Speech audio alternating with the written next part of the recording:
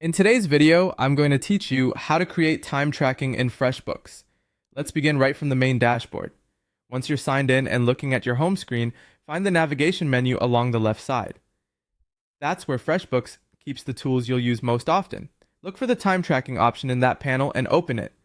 This takes you to the area where all your logged hours live, so you can quickly review what's been tracked for your clients and projects.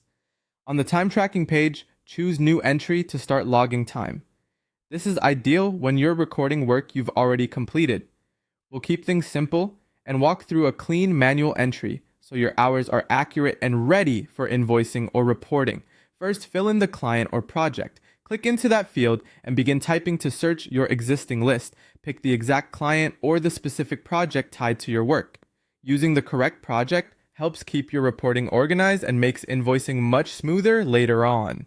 If nothing appears as you type, double check your spelling and try a broader keyword.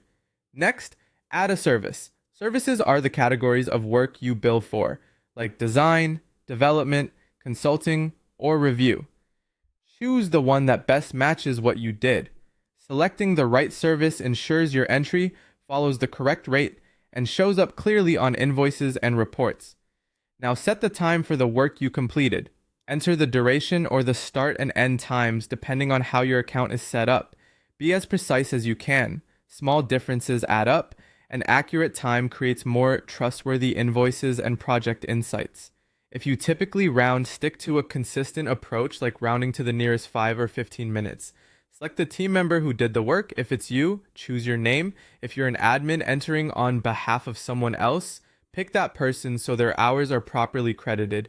This is important for utilization and payroll reports.